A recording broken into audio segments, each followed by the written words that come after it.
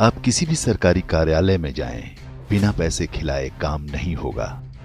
बाबू से लेकर अधिकारी तक हर किसी का हिस्सा बना हुआ है।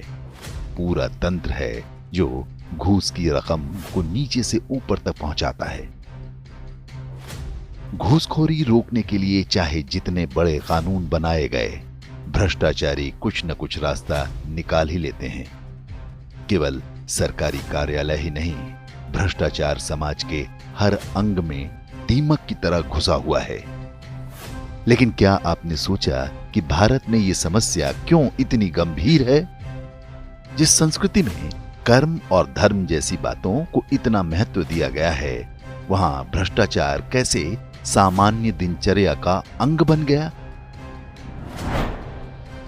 इतिहास की दृष्टि से देखें तो भारत में सार्वजनिक जीवन में भ्रष्टाचार की परंपरा मुस्लिम शासन के समय से आरंभ हुई। बाद में अंग्रेजों ने इसे खाद पानी दिया और स्वतंत्रता के बाद कांग्रेस ने उसी व्यवस्था को आगे बढ़ाया।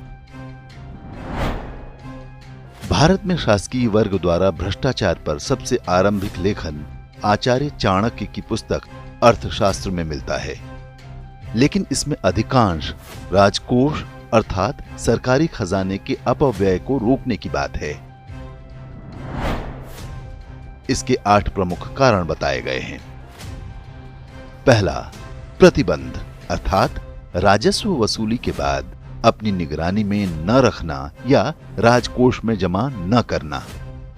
दूसरा, प्रयोग अर्थात सरकारी धन का अपने हित में लेन देन करना।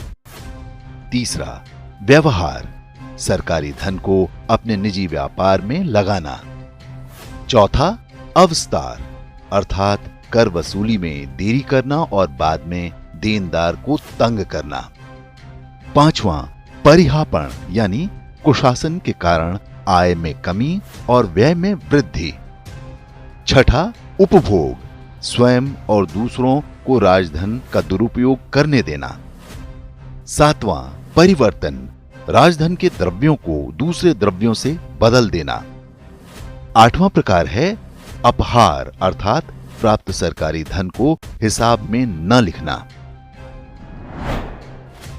चाणक्य ने इन सभी प्रकार के भ्रष्टाचारों के लिए दंड तय किए हैं, साथ ही आर्थिक क्षतिपूर्ति की भी व्यवस्था की है।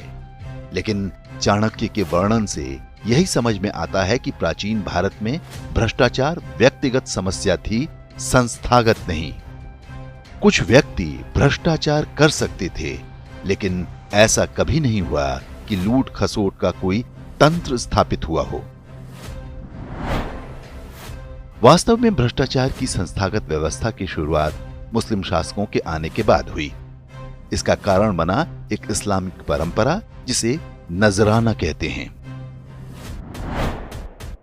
शासन के हर स्तर पर निचला व्यक्ति अपने ऊपरी को नजराना देता था। ये एक तरह की वफादारी की निशानी था और देने वाले पर बाध्यकारी था। नजराने में अधिकांश सोने चांदी या बहुमूल्य वस्तुओं की भेंट दी जाती थी। ये क्रम शासन के सबसे निचले व्यक्ति से लेकर बादशाह तक चलता था। काजी और दीवान पर अपने उच्चाधिकारियों तक अधिक से अधिक नजराना पहुंचाने का दबाव रहता था।